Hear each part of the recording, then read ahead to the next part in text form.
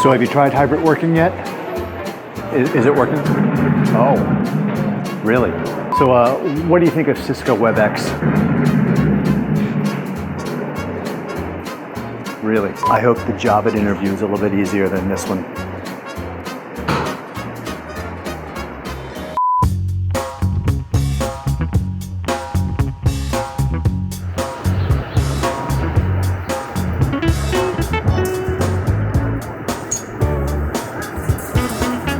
Well, welcome to New York City. Now, you might wonder why I'm here. Well, I'm here to meet a very busy man. I have a time to sit down with Javed Khan. Javed Khan is the SVP and GM of collaboration for Cisco and their WebEx business. Just recently, we saw him in Anaheim, California for WebEx One. Then he was in Miami for the Cisco Partner Conference. And if you look at his LinkedIn thread, you realize he just got back from Melbourne, Australia, taking part in Cisco Live Asia Pacific. Well, the thing I wanted to talk to him about, though, is what's been going on with WebEx. There's a lot of great things taking place. And I have a chance to talk to him and sit down in Pen 1, which is Cisco's Experience Center here in New York City. What's great about this is not only is it the place where the Cisco employees within the city come and work, it is actually where customers can see their products working real time. Now, this should be a really great conversation. We're going to spend some time talking about the perception of WebEx in the market, AI and how it's differentiating, and what Javed sees taking place in the future, not only within his own product, but the way we work. I'm glad to share this conversation with you. Tell me what you think.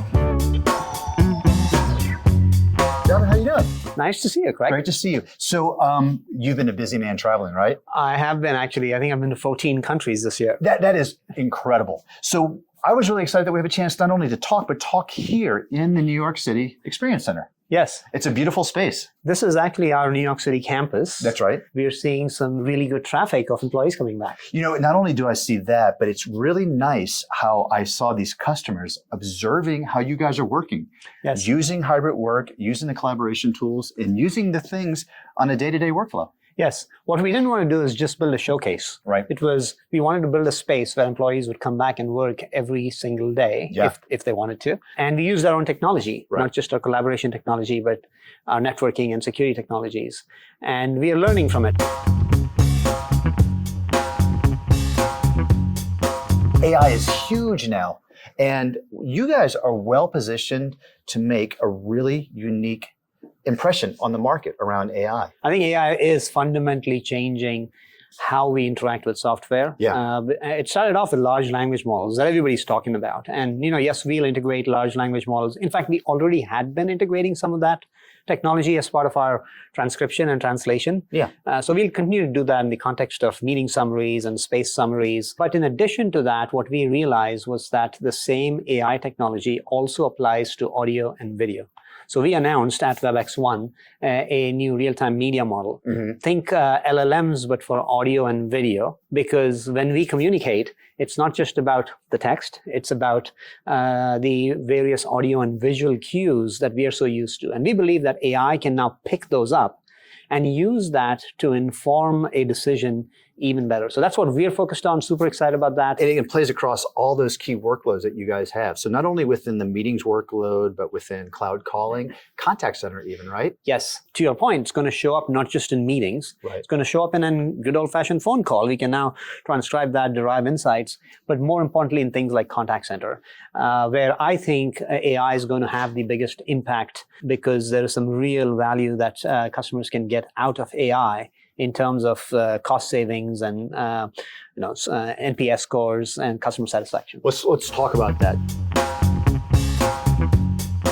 Customer experience is going to be a very important part going forward. And I think what you're doing in contact center is really key about that. You guys explained an interesting story that how you can help your customers assure that customer experience through your contact center product is holistic and it works well. You have a couple different points that you can help measure and help improve the service for people, right? So we've added support for various digital channels. Mm-hmm. And that's now allowed us to have various touch points, whether they are customers calling in or proactive touch points where we've noticed a problem and you want to reach out to the customer, or a customer was shopping online and now you can have a communication channel going with them using some of these tools. Right. So we have all this data in the contact center from these touch points, and now you can use AI to serve the customer or solve their problems much, much faster.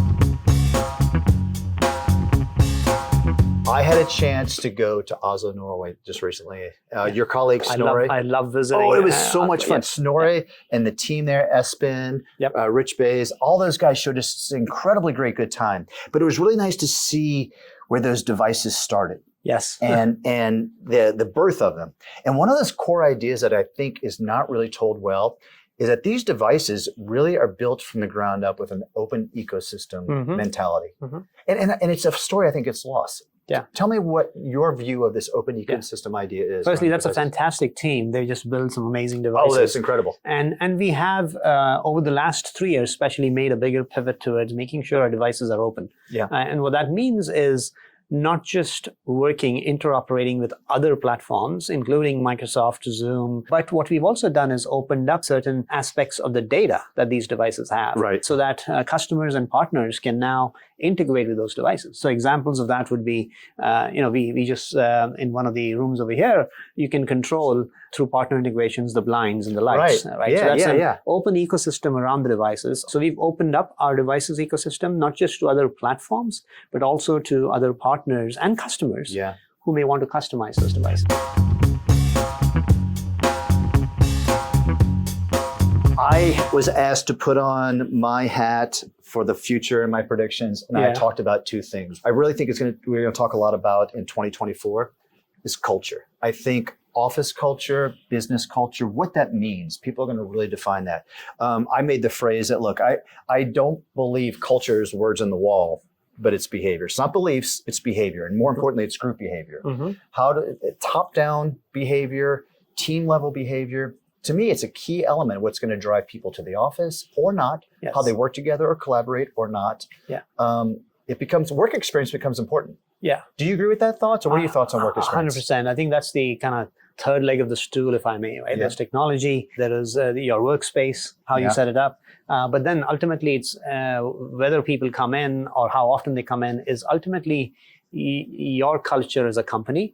More importantly, the culture, who you want to become as a company. Culture also means, is also influenced by which vertical you might be in or which job function, but also with geographies. In certain countries, we found that people are a lot more eager to get back in the office than others. And we see that within Cisco as well. You just saw that in Asia Pacific, I'm sure. Absolutely. In my research, it's one of the leading regions in terms of which employees are turning back to the office.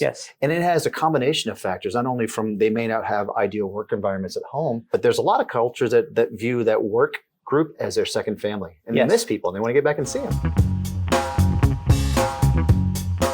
What is your prediction that you're going to see? And I'm not even talking just around the world of collaboration, but the world of work. What do you think is going to unfold here in the next 24 months or so? I think you'll see employees become a lot more productive because of the recent advancements in AI. I think this is, we've talked about AI for decades, but the advancements I personally feel in the last couple of years are indeed a step function increase, and they'll impact various aspects of our jobs. And while it is, sometimes scary to certain people, we think it'll make everybody more productive. Context of coding, for example, right? A developer who's using AI is going to be more productive than a developer who's not using AI, right? So while it might scare me when it comes to certain functions, anybody who's using AI is going to be more effective. So I think we'll see certain use cases, examples of AI start to deliver productivity, I think, in the next couple of years across the ecosystem. Okay, productivity, that's your keyword. Yes. Javed, I appreciate time. This is a great conversation. Thank you for sharing the space. I encourage everyone, if you have a chance to make it here to New York City, do book some time here, visit here. Otherwise, thank you for having me. Thank you, Craig, and happy holidays. I appreciate it. Yeah. Good.